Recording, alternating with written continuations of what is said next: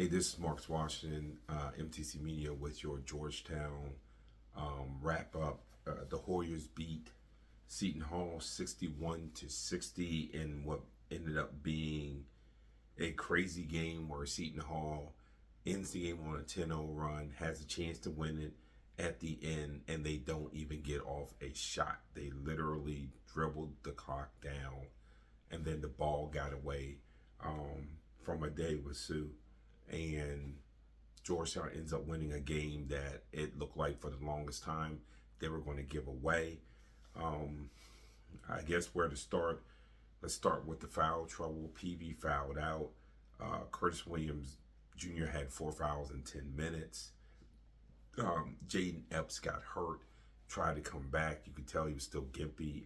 We don't have a copy of the post game yet, so I have no clue what was said at the post game. So just a grind them out win, but just Georgetown made this game harder than it had to be by not throwing the ball into Sorber, something that was incredibly effective at the beginning of the game. Sorber still ended up with 19 points on 8 or 12 shooting.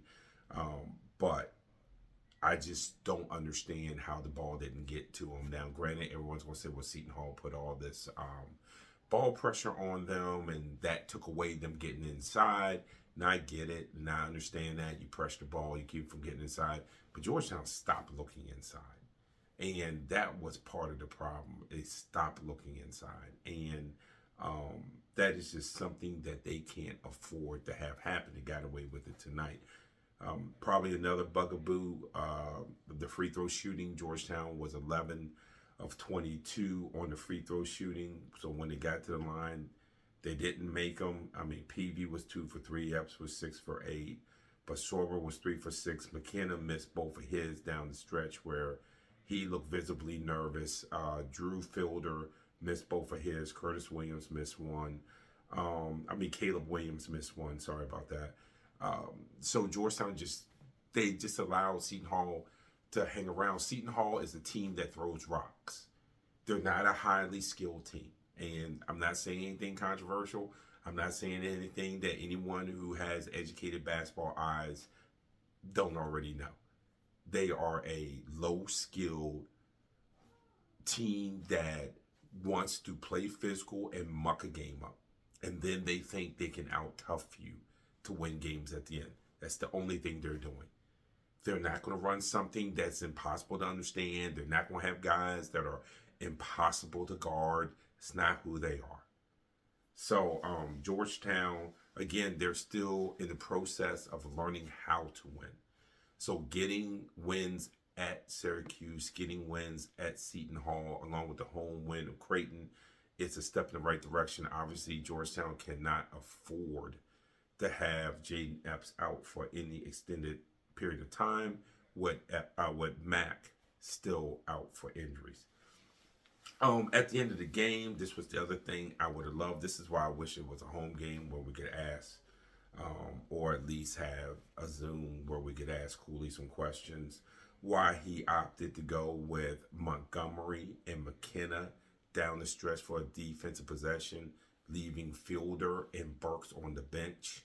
That is something, at the very least, I thought Burks would be in. But that is something that I would have loved to have asked if I had a chance to ask that question.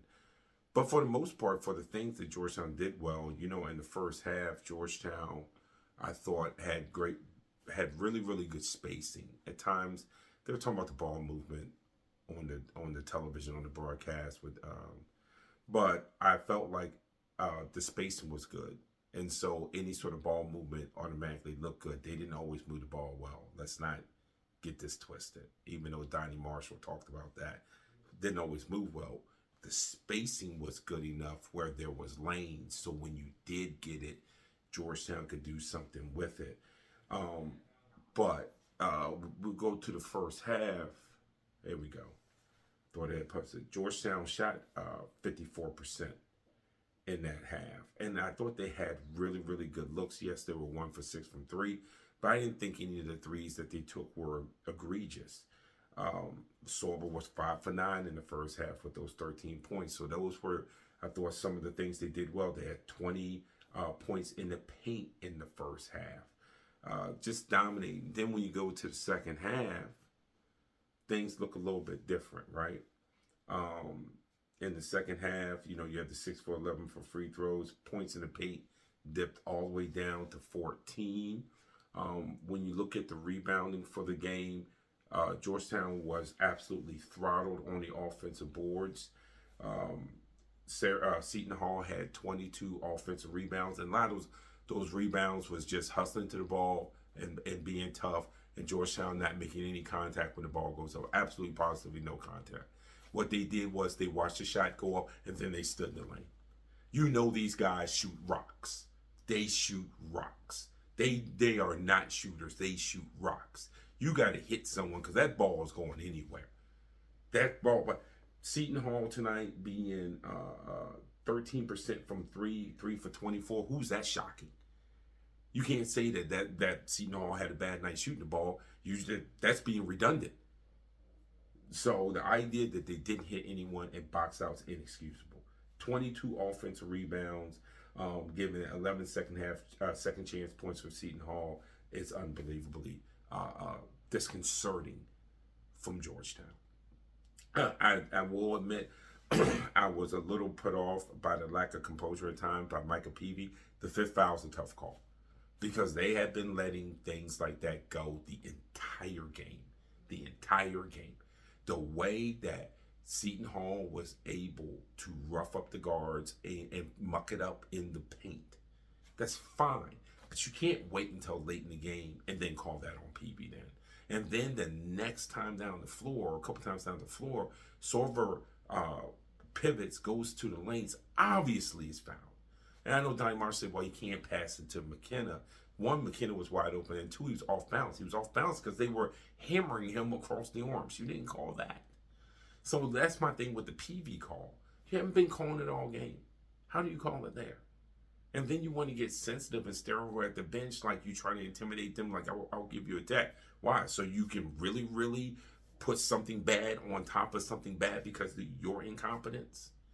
So shame on the referees there for that. But Georgetown finished the night shooting 53% when they weren't turning the ball over, which they had 19 of those, leading to 13 points off turnovers for Seton Hall.